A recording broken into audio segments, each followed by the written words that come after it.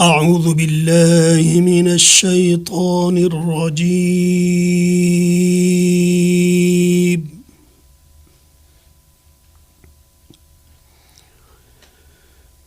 بسم الله الرحمن الرحيم.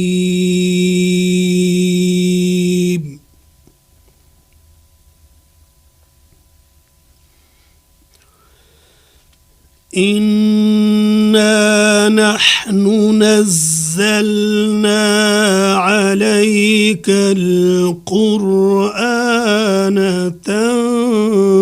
تنزيلا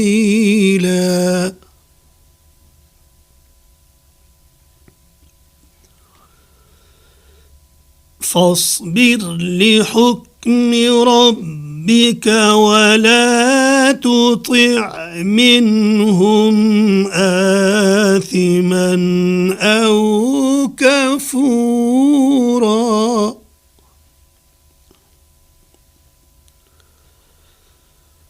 واذكر اسم ربك بكرة وأصيلا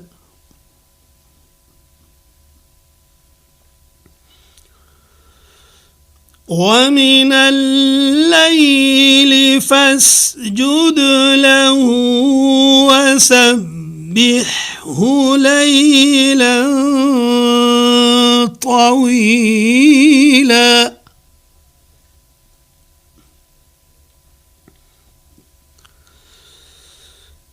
إن هؤلاء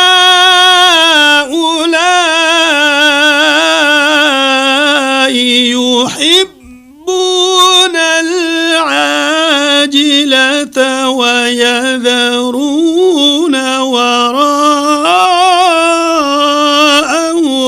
يوما ثقيلا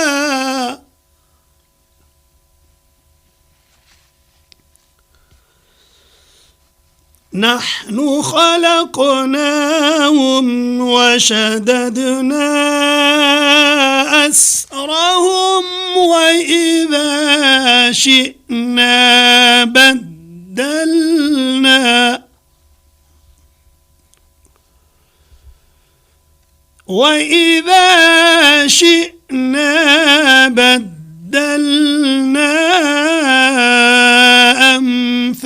أمثالهم تبديلا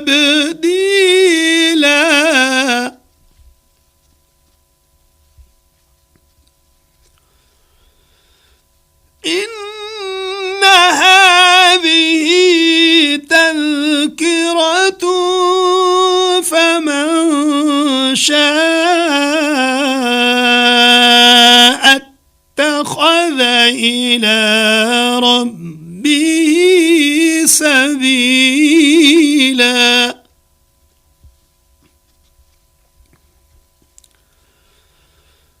وما تشاءون إلا أن يشاء الله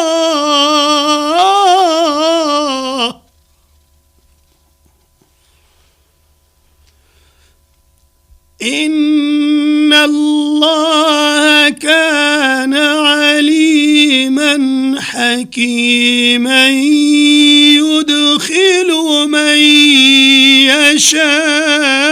يشاء في رحمته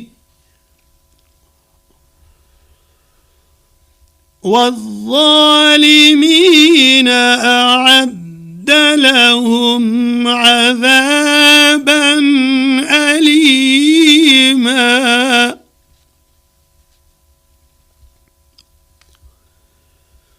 بسم الله الرحمن الرحيم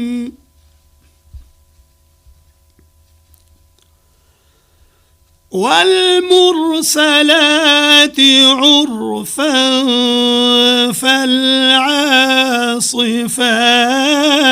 عصفا والناشرات نشرا فالفارقات فرقا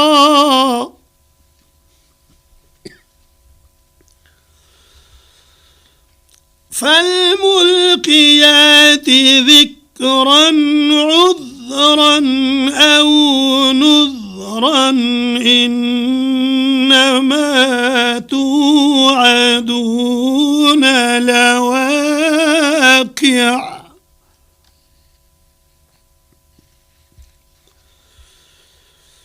فإذا النجوم طمست وإذا السماء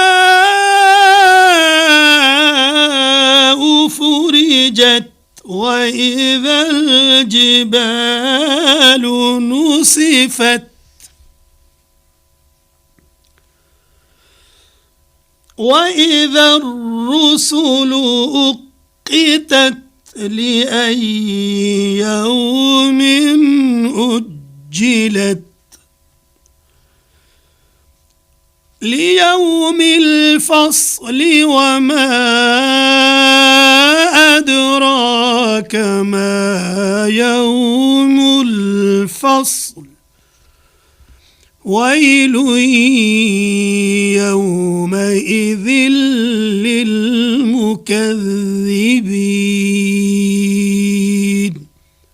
صدق الله العظيم. شروع اللہ کے نام سے جو بڑا مہربان نہایت رحم والا ہے. ہم نے تم پر قرآن آہستہ آہستہ نازل کیا ہے تو اپنے پروردگار کے حکم کے مطابق صبر کیے رہو اور ان لوگوں میں سے کسی بد عمل اور ناشکر کا کہا نہ مانو، اور صبح و شام اپنے پروردگار کا نام لیتے رہو اور رات کو بڑی رات تک اس کے آگے سجدے کرو اور اس کی پاکی بیان کرتے رہو. یہ لوگ دنیا کو دوست رکھتے ہیں اور بھاری دن کو پس پشت چھوڑے دیتے ہیں.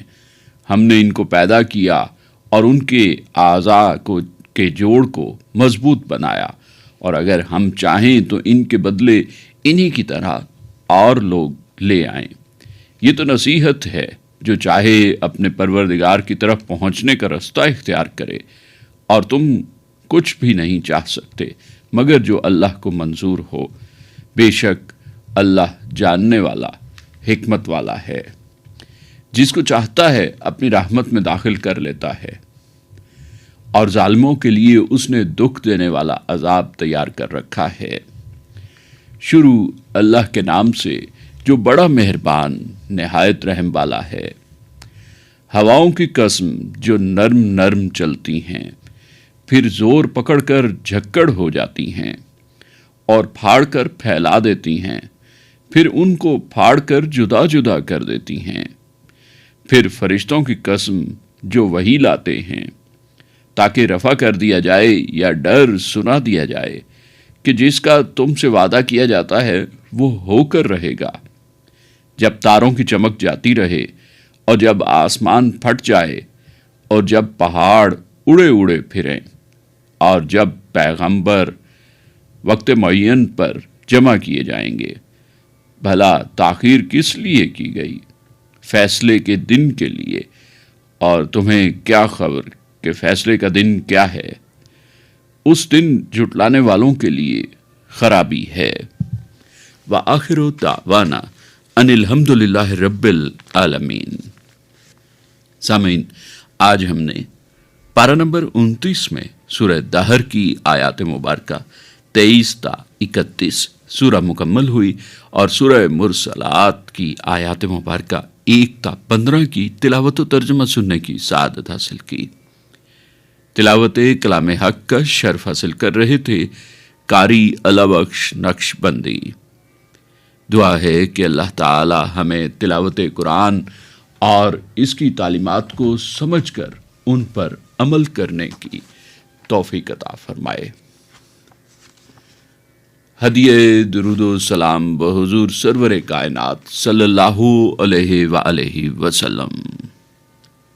اللهم صل على محمد اللهم صل على محمد وعلى آله وصحبه وسلم اللهم صل على محمد اللهم صل على محمد وعلى آله وصحبه وسلم اللهم صل على محمد اللهم صل على محمد وعلى آله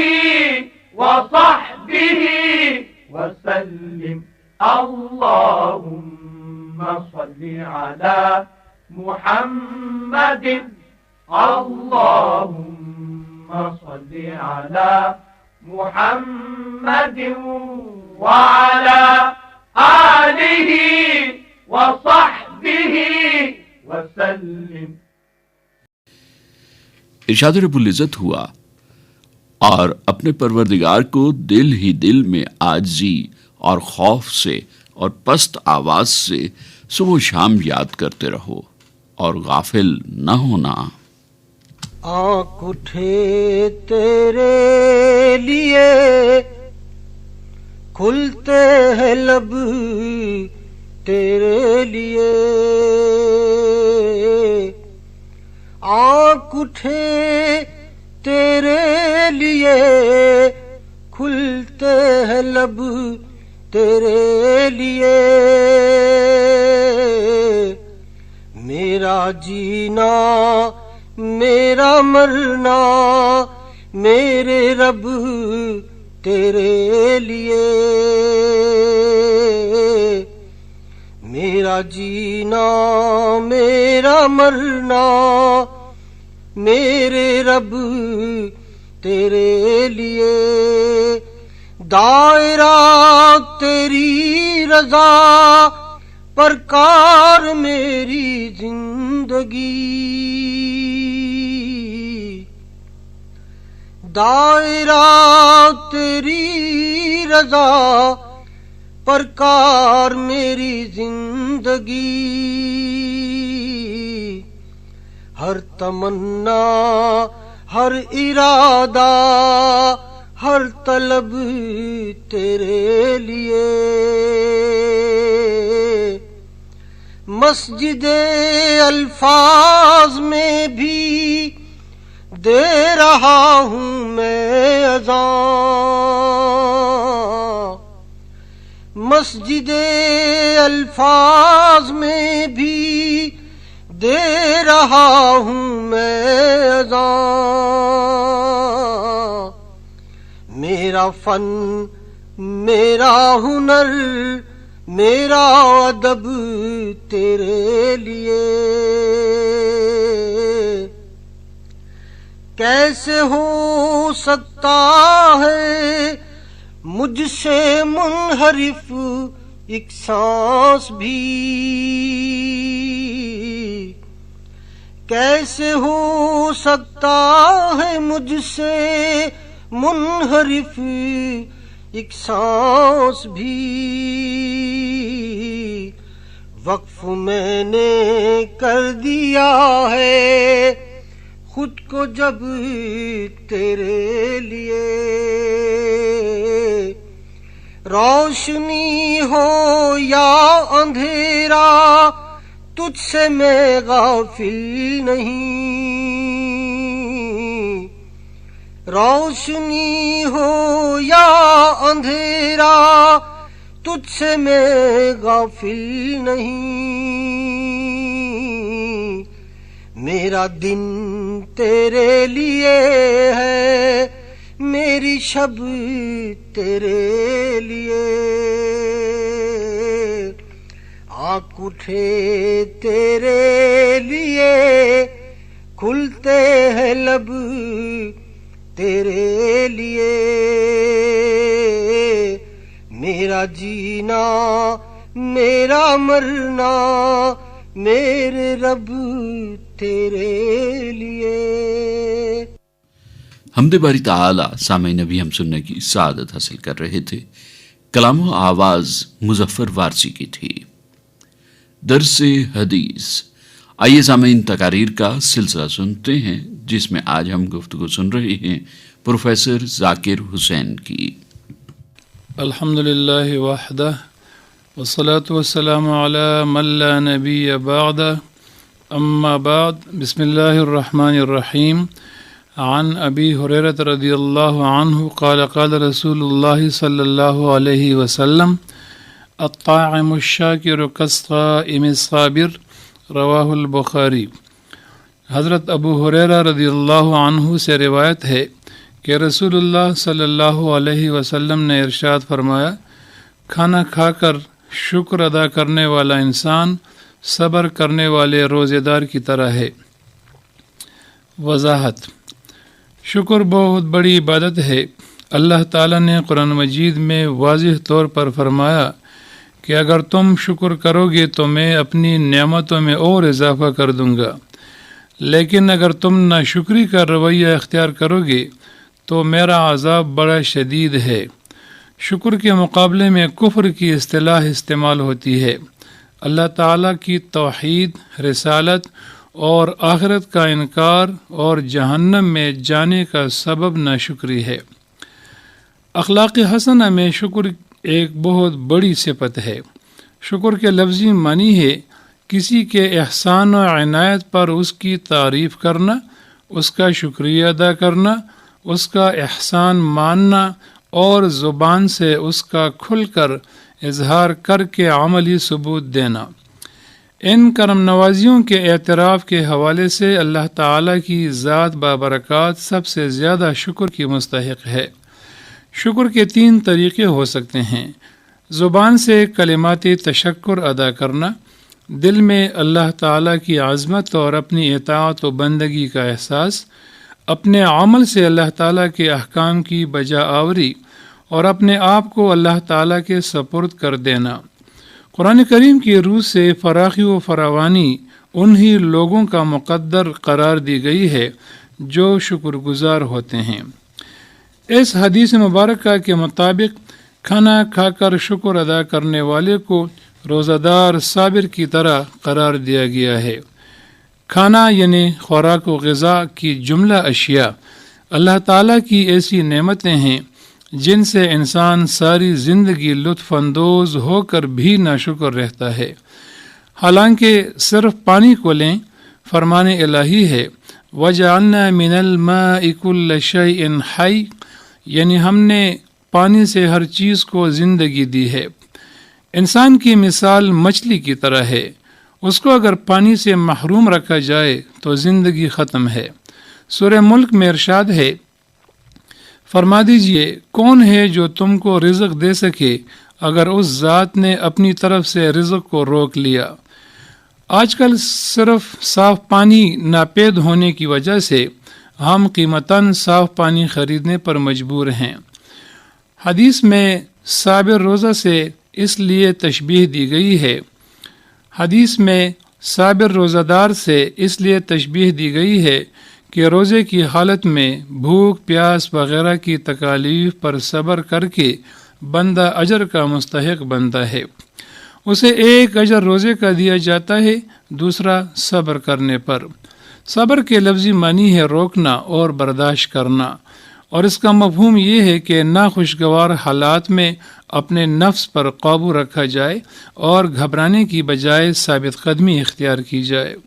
صحیح مسلم میں حضرت انس رضی اللہ عنہ سے روایت ہے کہ نبی کریم صلی اللہ علیہ وسلم نے فرمایا کہ اللہ تعالیٰ اس بندے سے راضی ہوتا ہے جو کھانے کا ایک لقمہ کھاتا ہے اور اپنے رب کی حمد و ثنا بیان کرتا ہے، اور پانی پیتا ہے تو اس پر اللہ کی حمد کرتا ہے۔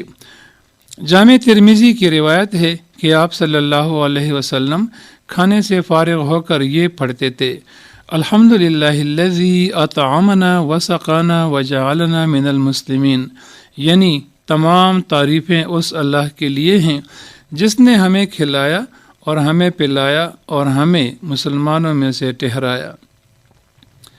جو بندہ اپنی تمام تر توانائی، نعمتیں، دیکھنا، سننا، چلنا، پھرنا، سونگھنا، چکھنا، ہاتھ پیر، اپنا مال، صحت وغیرہ کو اللہ تعالیٰ کی فرمان برداری میں خرچ کرتا ہے تو بالکل ایسا ہے جیسے روزہ رکھ کر صبر کرنے والا۔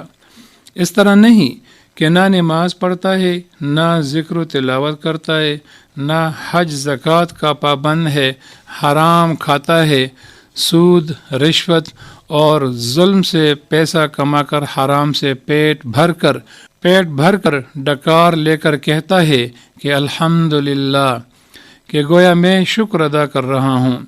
کیا اس کا مقام بھی اس صابر روزے دار کے برابر ہوگا؟ ہرگز نہیں۔ جس رب نے تمہیں انسان پیدا فرمایا، خوبصورت اعضاء سے مزین کر کے تمام مخلوقات میں افضل و برتر ٹھہرایا، سوچنے کے لیے دل و دماغ سے نوازا، ساری دنیا کی نعمتیں تمہارے قدموں میں ڈھیر کر دیں، لعلکم تشکرون، تاکہ تم شکر گزار بنو۔ انسان تو انسان کے احسان کا بھی شکر ادا نہ کرے تو اسے احسان فراموش کہتے ہیں۔ تو جس رب کے انعامات پل پل برستے رہتے ہیں، ایسے مشفق رب کی ناشکری کیوں؟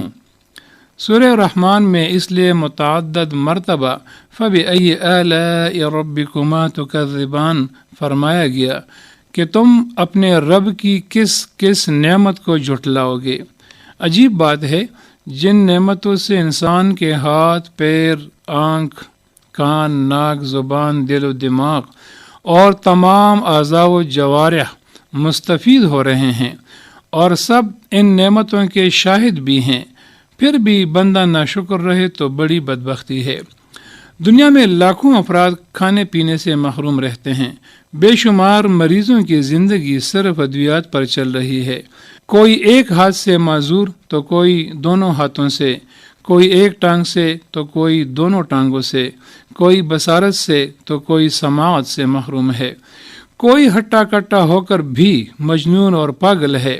پس اے انسان، ہر حال میں اللہ کا شاکر بن کر اس کا مطیع و فرمان بردار بن جا، تاکہ تمہاری دنیا بھی پرسکون ہو اور آخرت میں بھی سرخروئی ہو۔ اے اللہ، تو ہی ہمیں لسانی، قلبی اور عملی شکر کی عدم مرگ توفیق عطا فرما، آمین یا رب العالمین۔ درس حدیث تقاریر کا سلسلہ سامعین ابھی ہم سن رہے تھے، جس میں آج ہم نے پروفیسر ذاکر حسین کی گفتگو سنی۔ ہم غم زدوں کے غم کا مداوا تم ہی تو ہو،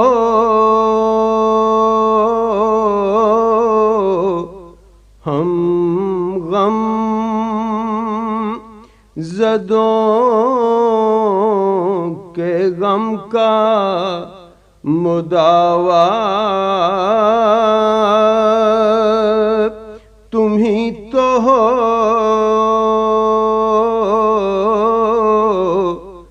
فرقت نصیب دل کا سہارا تم ہی تو ہو، فرقت نصیب دل کا سہارا تم ہی تو ہو، کیا کیا لقب حضور کو حق نے عطا کیے،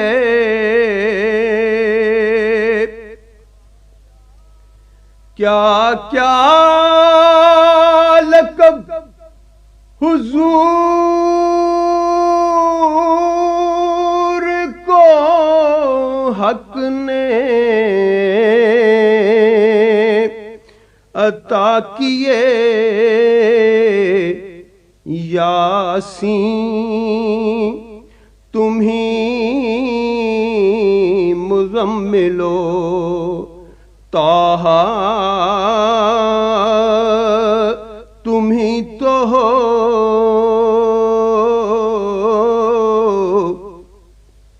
یاسین تمہیں مزملو طٰہٰ تمہیں تو ہو محشر میں انبیاء کو بھی ہے جس کی جستجو محشر میں انبیاء کو بھی ہے جس کی جستجو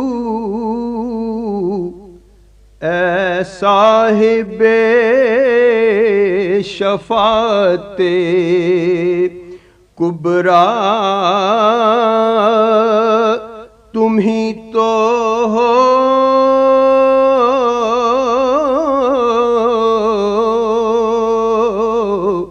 اے صاحب شفاعت کبریٰ تمہیں تو ہو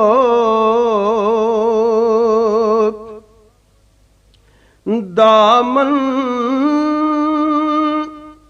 تمہارا چھوڑ کے جائے تو کس طرف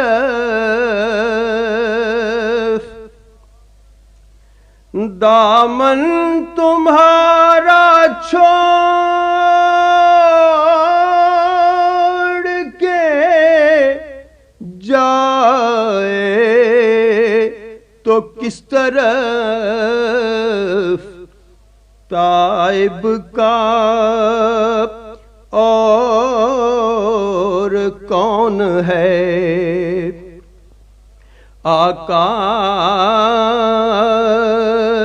تمہیں تو ہو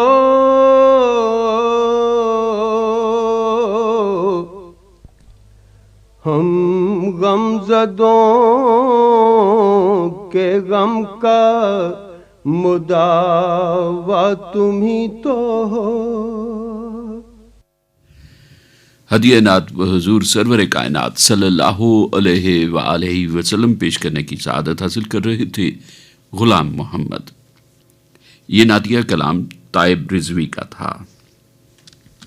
قرآنی آیات اور احادیث نبوی صلی اللہ علیہ وآلہ وسلم کا احترام ہم سب پر فرض ہے۔ تعزیرات پاکستان کے سیکشن 295B کے تحت قرآن پاک کی توہین قابل سزا جرم ہے، جس پر عمر قید کی سزا ہو سکتی ہے۔ اس کو گندگی یا ردی میں نہ پھینکا جائے۔ دینی تعلیمات پر مبنی پروگرام حیا علی الفلاح سامعین آپ سن رہے ہیں۔ روشنی، آئیے سامعین اعلیٰ اخلاقی قدروں پر مبنی سلسلہ سنتے ہیں، جس میں آج ہم ڈاکٹر میاں اسد اللہ کی گفتگو سن رہے ہیں۔ بسم اللہ الرحمن الرحیم۔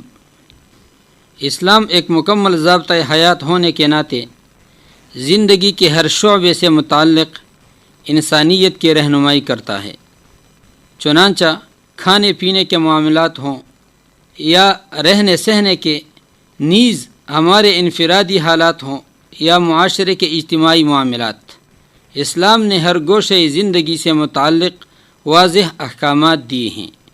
قرآن کریم کے اندر اللہ رب العزت نے حلال اور طیب رزق کی اہمیت کی طرف اشارہ کرتے ہوئے انبیاء کی جماعت سے ان الفاظ میں خطاب کیا، یا ایھا الرسل کلوا من الطیبات واعملوا صالحا، اے انبیاء کی جماعت پاک رزق کھاؤ اور پھر نیک عمل کرو۔ یعنی نیک اعمال کی قبولیت کے لیے شرط یہ ہے کہ آپ کا کھانا پینا حلال اور طیب ہو، ناجائز طریقے سے کمایا ہوا نہ ہو۔ پھر اس آیت کے اندر خطاب انبیاء کی جماعت سے ہے، حالانکہ وہ بالاتفاق معصوم عن الخطا ہیں۔ اس سے اس حلال اور پاک رزق کی اہمیت کی طرف اشارہ ہے۔ ایک حدیث کے اندر نبی کریم صلی اللہ علیہ وسلم نے مال حرام کی قباحت اور شناعت کو اس انداز میں ذکر فرمایا، بے شک اللہ تعالی پاک ہیں اور پاکیزہ مال ہی قبول فرماتے ہیں، اور اللہ رب العزت اپنے مؤمن بندوں کو بھی اس چیز کا حکم دیتے ہیں جس کا حکم اپنے پیغمبروں کو دیا۔ پھر آپ صلی اللہ علیہ وسلم نے قرآن مجید کی یہ آیت تلاوت فرمائی، یا ایھا الرسل کلوا من الطیبات واعملوا صالحا۔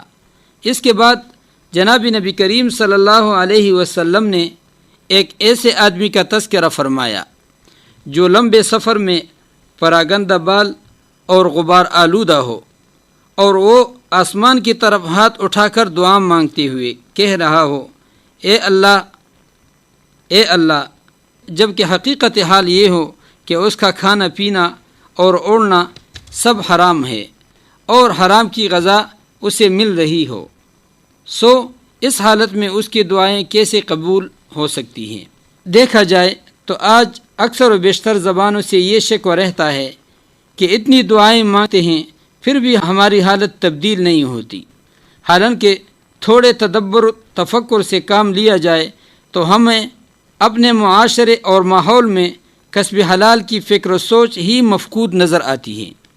جب انسان عقل حلال کو نظر انداز کر دیتا ہے، صبر و قناعت، زہد و ایثار اور جفاکشی کی جگہ حرص و حوص اور عیش کو اپنا مطمع نظر بنا لیتا ہے، تو اللہ رب کریم کی طرف سے نازل ہونے والی برکت ختم ہو جاتی ہے، جس کے بعد کثرت بھی قلت محسوس ہونے لگتی ہے۔ ایسے شخص کو قارون کا خزانہ بھی مل جائے تو وہ اسے کمتر جانتا ہے۔ حاصل کلام یہ ہے کہ حلال و حرام انسانی ذہن کی اختراع نہیں، بلکہ یہ خالصتاً وحی پر مبنی ہے۔ مطہرہ جس امر کو حلال بتائے وہ طیب اور طاہر، اور جسے حرام قرار دے وہ ممنوع اور ناجائز ہے۔ جو کوئی شریعت کے معاملے میں عقل پرستی سے کام لے گا وہ شیطان کے راستے پر ہے۔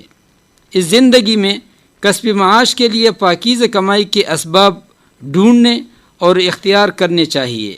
حرام خواہ چھوٹا ہو یا بڑا اس سے پرہیز کرنا چاہیے، کیونکہ صرف اور صرف طیب غذا سے معاشرہ سدھر سکتا ہے، دعائیں قبول ہوتی ہیں، برکات نصیب ہوتی ہیں۔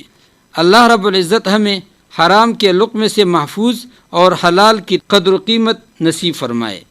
وآخر دعوانا ان الحمدللہ رب العالمین۔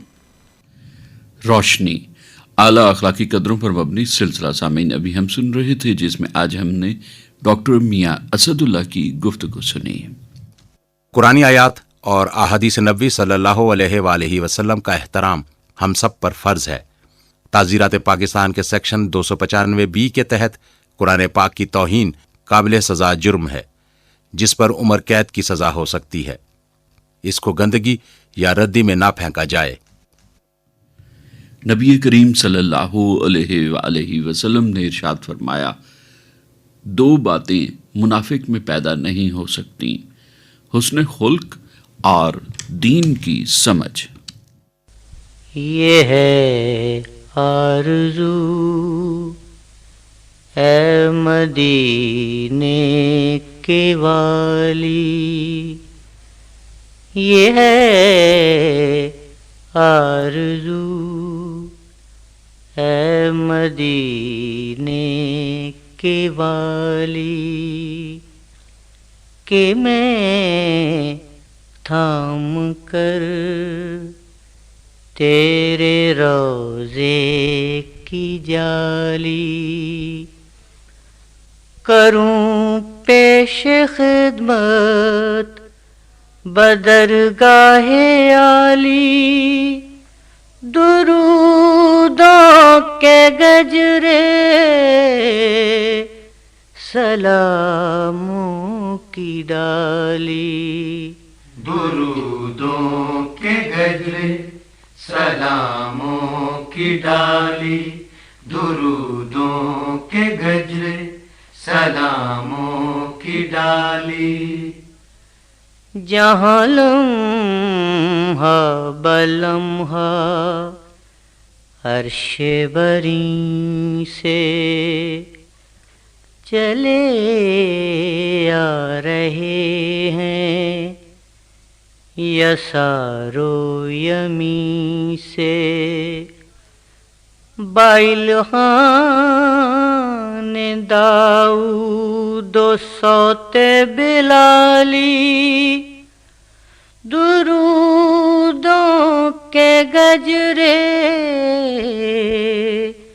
سلاموں کی ڈالی، درودوں کے گجرے سلاموں کی ڈالی، درودوں کے گجرے سلاموں کی ڈالی، یہاں جن و انس و ملک سرنگوں ہیں، فضائیں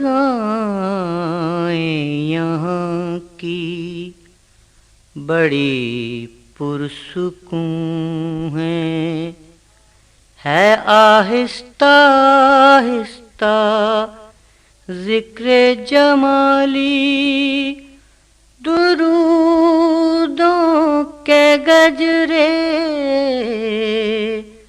سلاموں کی ڈالی، درودوں کے گجرے سلاموں کی ڈالی، درودوں کے گجرے سلاموں کی ڈالی، یہی ایک ممتاز حسن عمل ہے، یہی مشکلات دو عالم کا حل ہے، یہی ہے یہی راز فرخندہ فالی، درودوں کے گجرے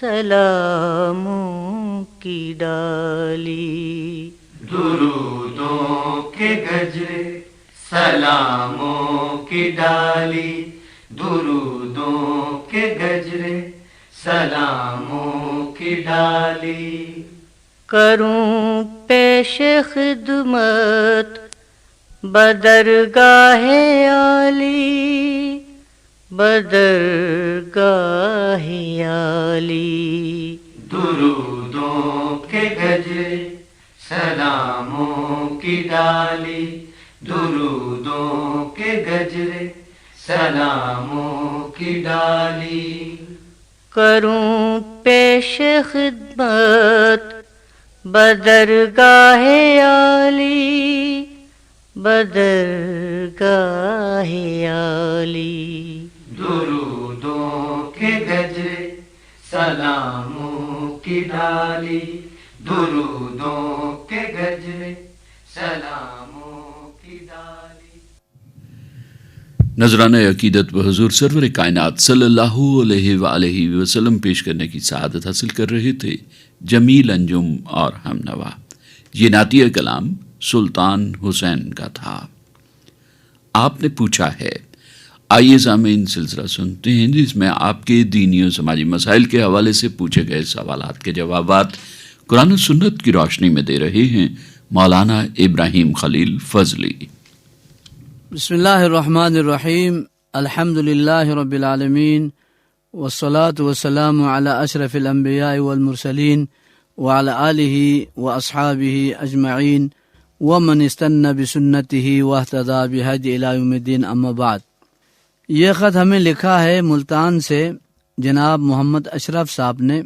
آپ یہ جاننا چاہتے ہیں کہ ایک شخص اپنا مال و دولت دوسروں پر تو خرچ کرتا ہے، لیکن اپنے گھر بار اور اہل و عیال پر خرچ کرنے میں بہت زیادہ کنجوسی کا مظاہرہ کرتا ہے، تو رہنمائی کیجیے کہ قرآن و حدیث کی روشنی میں کیا تعلیمات ہے خرچ کے حوالے سے، کہ زیادہ حقدار کون ہے اس کے مال و دولت کا، اور خرچ کرنے کے ادب اور آداب کیا ہے، رہنمائی کیجیے۔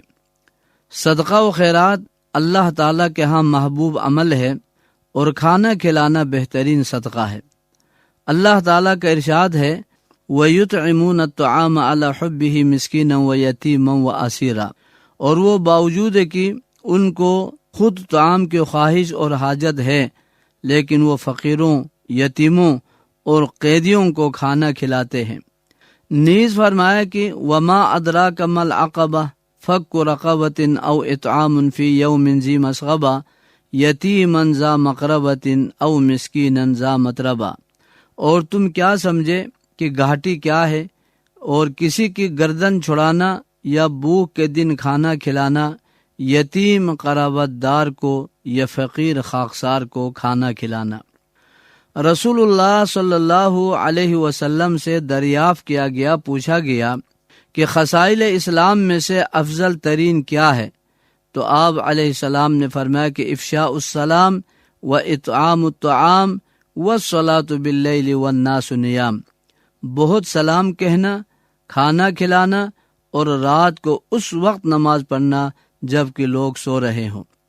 تاہم اس امر کو بھی مد نظر رکھنا چاہیے کہ قرابت داروں کا حق سب پر فائق اور مقدم ہے، اس لیے قرآن حکیم نے جہاں بھی صدقات و خیرات کا حکم دیا اس کے مستحقین میں قرابت داروں کو مقدم رکھا۔ چنانچہ حسن سلوک کے متعلق فرمایا وَبِالْوَالِدَيْنِ إِحْسَانًا وَذِي الْقُرْبَى وَالْيَتَامَى وَالْمَسَاكِينِ، اور ماں باپ اور رشتہ داروں اور یتیموں محتاجوں کے ساتھ بلائی کرتے رہنا۔ اور مال خرچ کرنے کے متعلق جب آپ علیہ السلام سے سوال کیا گیا تو اللہ تبارک و تعالی نے اس سوال کے جواب میں فرمایا کہ یسألونک ماذا ينفقون قل ما انفقتم من خیر فللوالدین والاقربین والیتامى والمساکین وابن السبیل وما تفعلوا من خیر فإن اللہ بہ علیم۔ اے نبی صلی اللہ علیہ وسلم، لوگ آپ سے پوچھتے ہیں کہ اللہ کی راہ میں کیا خرچ کریں؟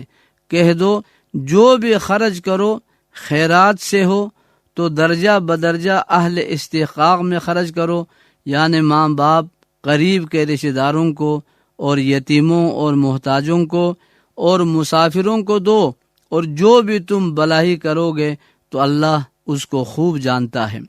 اور رسول اکرم صلی اللہ علیہ وسلم کا ارشاد ہے کہ الصدقۃ علی ذی القرابۃ صدقۃ وصلۃ، یعنی قرابت داروں پر صدقہ کرنے سے دوہرا اجر و ثواب ملتا ہے، اس لیے کہ یہ صدقہ بھی ہے اور صلہ رحمی بھی ہے۔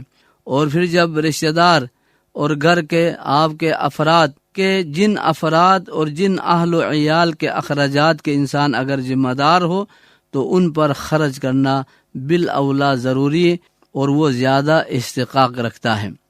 اگر کسی شخص کے پاس مال اگر زیادہ ہے، اپنے گھر والوں پر خرچ کرنے اور ضروریات زندگی سے اگر اس کے پاس زیادہ مال ہے تو پھر جو ہے جس طرح اللہ اور اللہ کے رسول علیہ الصلاۃ والسلام نے جس طرح تعلیمات دی ہیں، جس طرح خرچ کرنے کے طریقے بتائے ہیں، اس طریقے پر اگر وہ اللہ کے نام پہ خرچ کرے گا تو یہ افضل ترین عمل ہوگا، چونکہ فرمایا کہ یسألونک ماذا ينفقون قل العفو، یعنی جو تمہاری ضروریات سے زائد اب یہ نہیں ہے کہ گھر والے بھوکے رہ جائیں، رشتہ دار جو ہے، پڑوسی جو ہے آپ کے پڑوس میں بھوکے سو جائیں، اور آپ جو ہے محلے میں اور ادھر ادھر خرچ کرتے پھریں، یہ اس ادب اور آداب کے خلاف ہے جو اللہ کے نبی علیہ الصلاۃ والسلام نے اور اللہ تبارک و تعالی نے قرآن پاک میں مرتبے کا خیال رکھا،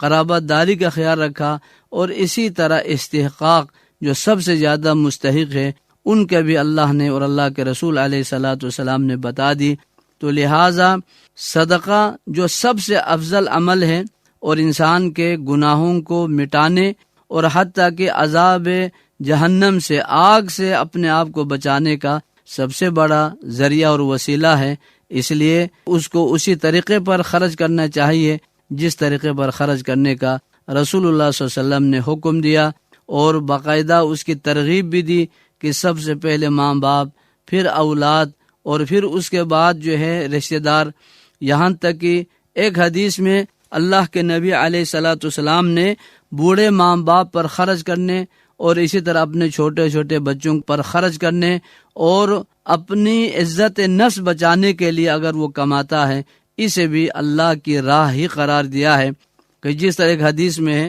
کہ رسول اللہ صلی اللہ علیہ وسلم کے ساتھ چند صحابہ تشریف فرما تھے کہ ایک آدمی کو دیکھا وہ بڑی محنت کر رہا ہے، کوشش کر رہا ہے، تو صحابہ نے آپس میں کہا کہ لو کان ھذا فی سبیل اللہ، کاش اس شخص کی یہ محنت اللہ کے راستے میں ہوتی، تو اللہ کے نبی علیہ السلام نے یہ سن کر فرمایا لو کان خرج یسعى علی ابویہ کبیرین فهو فی سبیل اللہ، اگر یہ شخص یہ محنت بوڑھے ماں باپ کو کھلانے کے لیے کر رہا ہے تو سمجھو یہ بھی اللہ کے راستے میں ہی ہے۔ وَإِن كَانَ خَرَجَ يَسْعَى عَلَى أَوْلَادِ صِغَارٍ، اگر یہ شخص اپنے چھوٹے چھوٹے بچوں کو کھلانے کے لیے، ان کی پرورش کے لیے یہ محنت کر رہا ہے، فَهُوَ فِي سَبِيلِ اللَّهِ، تو یہ بھی اللہ تعالیٰ ہی کی راہ میں ہے۔ وَإِن كَانَ خَرَجَ يَعُفَّ بِهِ نَفْسَهُ، اگر یہ اپنی عزت نفس بچانے کے لیے کہ کسی سے مانگنا نہ پڑے، دست سوال پھیلانا نہ پڑے، اگر اس کے لیے یہ محنت کر رہا ہے تو فَهُوَ فِي سَبِيلِ اللَّهِ، یہ بھی اللہ تعالیٰ ہی کی راہ میں ہے، اللہ کے راستے میں ہے۔ وَإِن كَانَ خَرَجَ رِيَاءً وَسُمْعَةً فَهُوَ فِي سَبِيلِ الشَّيْطَانِ، ہاں اگر یہ شخص دکھاوے کے لیے، ریاکاری کے لیے اگر یہ محنت کر رہا ہے، تب یہ شیطان کے راستے میں ہے۔ تو اس حدیث میں رسول اللہ صلی اللہ علیہ وسلم نے بوڑھے ماں باپ کی خدمت کو، ان کو کھلانے کو، اور اسی طرح اپنے چھوٹے چھوٹے بچوں کی پرورش کو بھی اللہ تعالیٰ ہی کی راہ، اللہ ہی کا راستہ قرار دیا ہے۔ تو اللہ تعالیٰ سے دعا ہے کہ ہمیں جو آداب، جو طریقہ خرچ کرنے کا اللہ نے، اللہ کے رسول نے بتایا ہے، اس پر اللہ ہمیں عمل کی توفیق عطا فرمائے۔ آپ نے پوچھا ہے سلسلہ سامعین ابھی ہم سن رہے تھے، جس میں آپ کے دینی اور سماجی مسائل کے حوالے سے پوچھے گئے سوالات کے جوابات مولانا ابراہیم خلیل فضلی نے دیے۔ سامعین، آپ اپنے دینی اور سماجی مسائل کا حل جان سکتے ہیں، اس کے لیے آپ اپنے سوالات ہم تک بھیجیے بذریعہ خط، اور خط لکھنے کے لیے ہمارا پتہ ہے انچارج پروگرام حیا الفلاح، معرفت، اسٹیشن ڈائریکٹر، ریڈیو پاکستان، اسلام آباد۔ قرآنی آیات اور احادیث نبوی صلی اللہ علیہ وآلہ وسلم کا احترام ہم سب پر فرض ہے۔ تعزیرات پاکستان کے سیکشن 295B کے تحت قرآن پاک کی توہین قابل سزا جرم ہے، جس پر عمر قید کی سزا ہو سکتی ہے۔ اس کو گندگی یا ردی میں نہ پھینکا جائے۔ دینی تعلیمات پر مبنی پروگرام حیا الفلاح سامعین آپ سن رہے ہیں۔ قرآن حکیم اور ہماری زندگی، آئیے سامعین سلسلہ سنتے ہیں، جس میں آج ہم سورہ انعام کی آیات مبارکہ 108 تا 110 میں بیان مضامین کے حوالے سے گفتگو سن رہے ہیں۔ مقرر ہیں قاری ارشد یامین۔ نحمدہ و نصلی علی رسولہ الکریم، اما بعد فاعوذ باللہ من الشیطان الرجیم، بسم اللہ الرحمن الرحیم۔ آج کا پروگرام قرآن حکیم اور ہماری زندگی سورۃ الانعام کی 3 آیات 108 تا 110 پر مشتمل ہے۔ پہلے تلاوت اور ترجمہ سماعت فرمائیے، بعد میں انشاءاللہ تعالی ان کی کچھ تشریح کی جائے گی۔ اعوذ باللہ من الشیطان الرجیم، بسم اللہ الرحمن الرحیم۔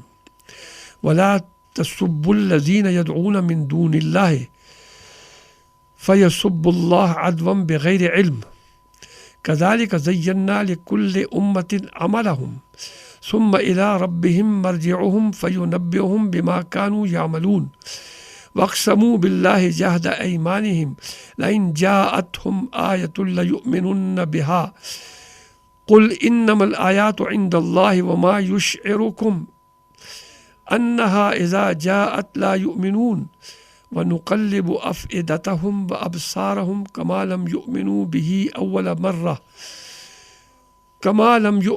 بِهِ أَوَّلَ مَرَّةٍ وَنَذَرُهُمْ فِي طُغْيَانِهِمْ يَعْمَهُونَ۔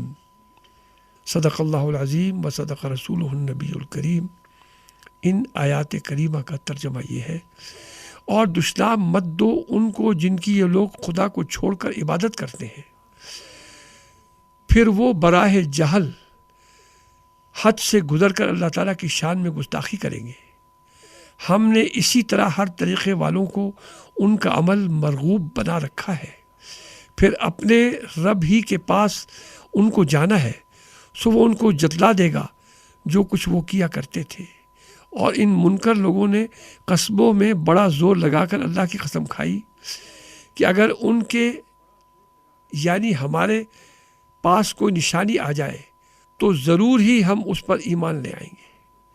آپ جواب میں کہہ دیجئے کہ سب نشانیاں اللہ تعالیٰ کے قبضے میں ہیں، اور تم کو اس کی کیا خبر، بلکہ ہم کو خبر ہے کہ وہ نشانیاں جس وقت آپ پہنچیں گی، یہ لوگ جب بھی ایمان نہ لائیں گے، اور ہم بھی ان کے دلوں کو اور ان کی نگاہوں کو پھیر دیں گے جیسا یہ لوگ اس پر پہلی دفعہ ایمان نہیں لائے، اور ہم ان کو سرکشی میں حیران رہنے دیں گے۔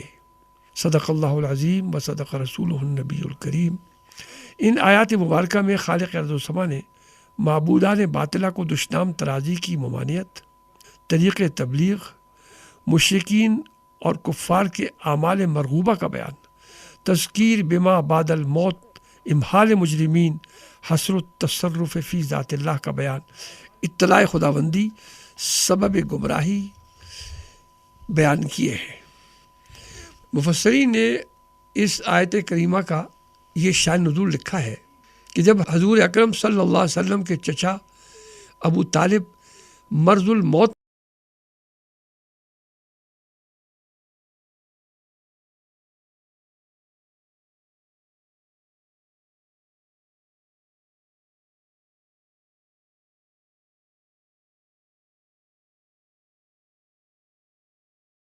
میں مبتلا ہوئے تو قریش مکہ کے وہ سردار جو حضور اکرم صلی اللہ علیہ وسلم کی عداوت، ایذا رسانی اور نعوذ باللہ قتل کی سازشوں میں ملوث تھے، یہ فکر دامرگیر ہوئی کہ ابو طالب کی اگر وفات ہو گئی تو ہمارے لیے یہ بڑا مشکل مسئلہ بن جائے گا۔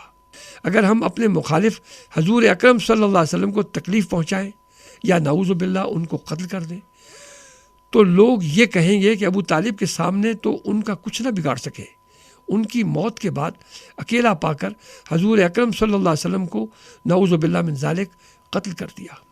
لہٰذا ایمان قبول نہ کرنے والے تمام سرداران قریش نے یہ فیصلہ کیا کہ ابو طالب سے ملاقات کرنی چاہیے۔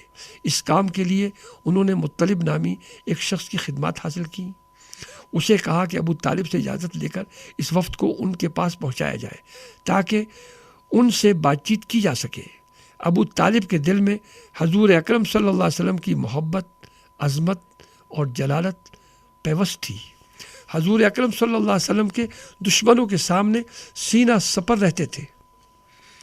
قریش کے ان سرداروں میں ابو سفیان، ابو جہل، عمرو بن عاص، نضر بن حارث، امیہ بن خلف، عقبہ بن معیط پیش تھے۔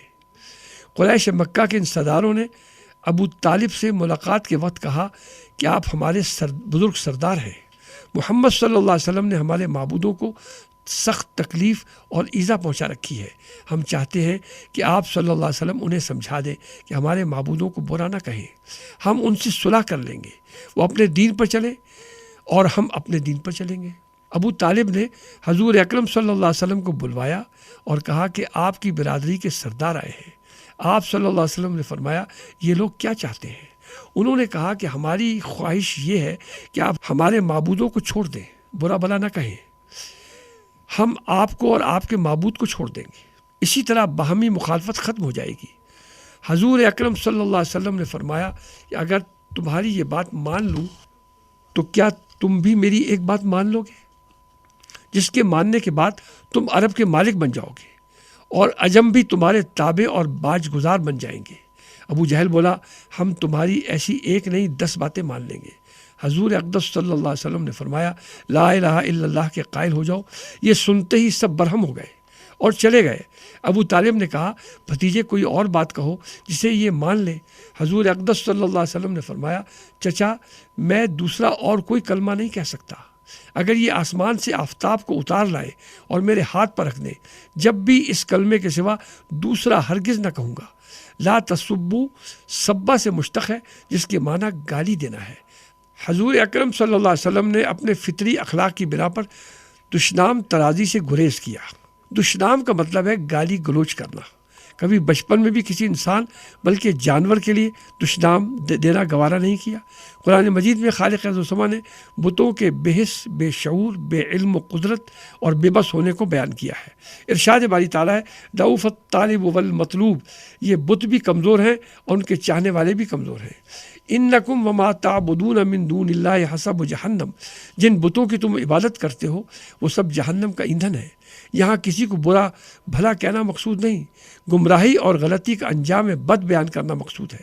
قرآن حکم نازل کیا گیا اور مسلمانوں کو روک دیا گیا کہ وہ مشرکین کے معبودان باطلہ کے متعلق کوئی سخت کلمہ نہ کہا کرے۔ اس سے پہلی آیت میں اتبع میں حضور اکرم صلی اللہ علیہ وسلم مخاطب ہے۔ اس آیت میں طرز خطاب حضور اکرم صلی اللہ علیہ وسلم سے موڑ کر عام مسلمانوں کی طرف کر دیا گیا ہے۔ اس حکم کے بعد صحابہ کرام رضوان اللہ مجمعین بھی اس بات میں احتیاط فرمانے لگے۔ اس کی وجہ یہ بتائی گئی کہ کہیں طیش میں آ کر وہ اللہ جل شانہ کی شان میں کوئی گستاخی نہ کرے، وہ تو وحدہ لا شریک ہے۔ ہم نے اسی طرح مشرکوں اور کفار کے دلوں میں ان کے طریقوں کو مرغوب بنا رکھا ہے۔ یہ لوگ اپنے رب کے سامنے حاضر ہوں گے تو ان کو ان کے اعمال قبیحہ کے بارے میں بتا دیا جائے گا، تب ان کو معلوم ہو جائے گا کہ کفر و شرک کے نتائج کیا ہوں گے۔ قریشی سرداروں نے مطالبہ کیا کہ اگر آپ ہمیں یہ معجزہ دکھا دیں کہ کوہ صفا پورا کا پورا سونے کا بن جائے تو ہم آپ کی نبوت اور رسالت کو مان لیں گے اور مسلمان ہو جائیں گے۔ حضور اکرم صلی اللہ علیہ وسلم نے فرمایا اگر یہ معجزہ ظاہر ہو جائے تو تم سب مسلمان ہو جاؤ گے۔ انہوں نے قسمیں کھا لی کہ آپ دعا کرنے کے لیے کھڑے ہو گئے۔ حضرت جبریل علیہ السلام وہی لے کر آئے کہ اگر آپ چاہیں تو ہم پورے پہاڑ کو سونے کا بنا دیں، لیکن قانون الہی کے مطابق اگر یہ لوگ ایمان نہ لائے تو پھر سب پر عذاب نازل کر کے ہلاک کر دیا جائے گا، جیسا کہ گزشتہ اقوام پر ہوتا رہا ہے۔ گزشتہ اقوام نے ایک معجزے کا مطالبہ کیا، جب وہ پورا ہوا تو وہ ہٹ درمی سے ایمان نہ لائے، پھر خالق ارض و سما کا قہر اور عذاب آ گیا اور وہ ہلاک ہو گئے۔ یہ سب نشانیاں اللہ تعالیٰ کے قبضے میں ہیں۔ خالق ارض و سما کی بے شمار نشانیاں موجود ہیں، مگر یہ لوگ ایمان نہیں لاتے۔ ان کے اندر ضد، انات اور ہٹ درمی ہے۔ ہم جبراً کسی کو مسلمان بنانا نہیں چاہتے۔ اگر یہ مقصود ہوتا تو خود ہی سب کو مسلمان بنا دیتے۔ دلائل اور براہین واضح ہیں، ہم ان کے دلوں اور ان کی نگاہوں کو پھیر دیں گے، پھر یہ ایمان سے محروم ہو جائیں گے۔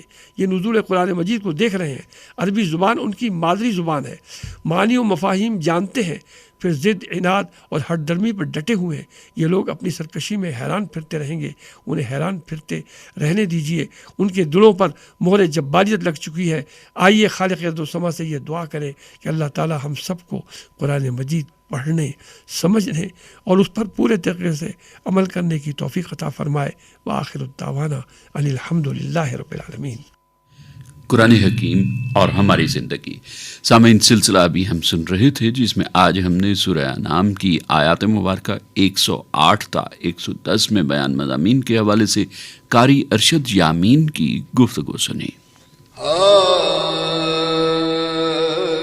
زمین سے آسمان تک روشنی پھیلی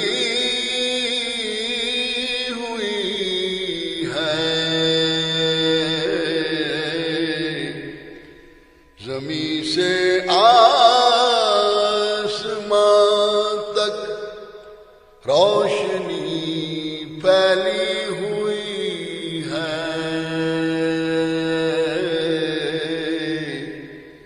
تیرے دم سے کہاں تک روشنی پھیلی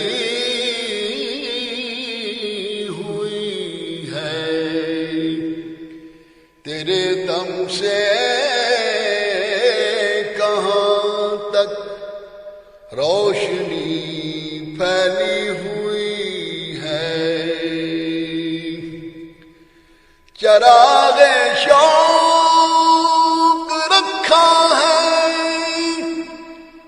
کہیں محراب دل میں،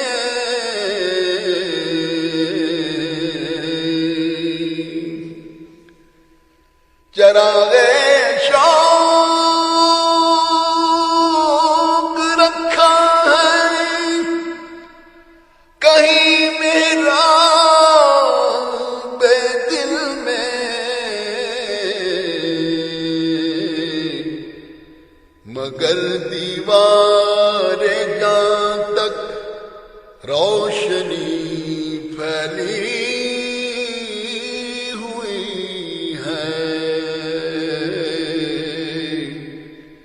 مگر دیوار جہاں تک روشنی پھیلی ہوئی ہے، یہ کیسا چاند اترا ہے مدینے کی گلی میں،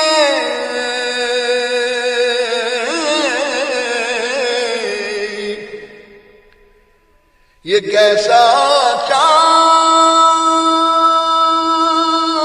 اترا ہے مدینے کی گلی میں،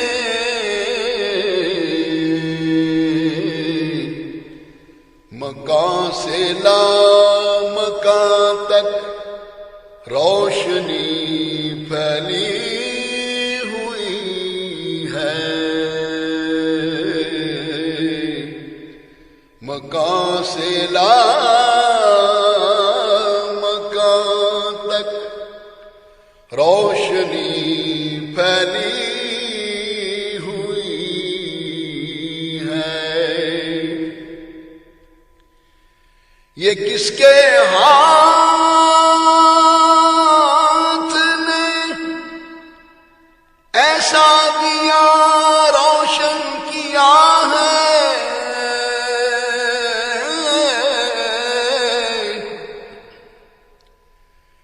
یہ کس کے ہاتھ نے ایسا دیا روشن کیا ہے،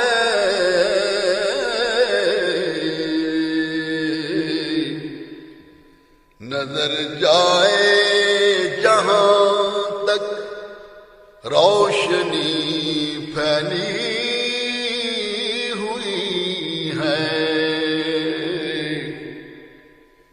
نظر جائے جہاں تک روشنی پھیلی ہوئی ہے، یہ کس کا ذکر ہے کہ آج قرطاس و قلم سے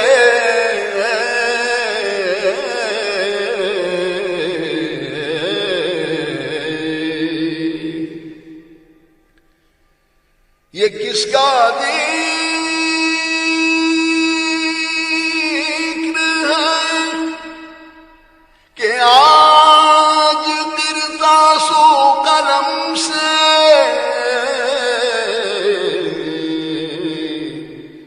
میرے حرف بیان تک روشنی پھیلی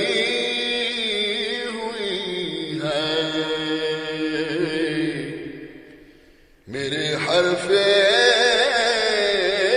بیان تک روشنی پھیلی ہوئی۔ گلہائے عقیدت پر حضور سرور کائنات صلی اللہ علیہ وآلہ وسلم پیش کرنے کی سعادت حاصل کر رہے تھے قاری ڈاکٹر محمد یونس، اور سامعین یہ نعتیہ کلام احمد ندیم قاسمی کا تھا۔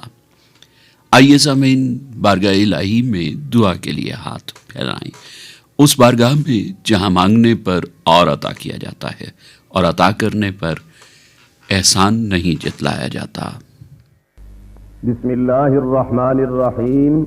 اے ہمارے پروردگار، ہمارے حالات کو سنوار دے، ہماری مشکلات کو آسان فرما، ہماری الجھنوں کو سلجھا دے، ہماری معیشت کو استحکام عطا فرما، ہمارے کھیتوں کی پیداوار بڑھا، ہمیں ٹھنڈے اور میٹھے پانی کے ذخائر عطا فرما، الہی ہمارے ماحول کو آلودگیوں اور کثافتوں سے بچائے رکھ، ہمارے دلوں میں ہمدردی، باہمی احترام اور خیر سگالی کے جذبات ڈال دے، ہمیں ذاتی مفادات سے بچا کر اجتماعی خوشحالی نصیب فرما، الہی ہمارے معاشرے سے فرقہ واریت، دیرینہ چپقلش اور گریز کے اثرات دور فرما دے، الہی مشکلات میں ہمیں ثابت قدمی عنایت فرما اور ہمیں توفیق عنایت فرما کہ ہم آخری سانس تک مسلمان رہیں، آمین یا رب العالمین۔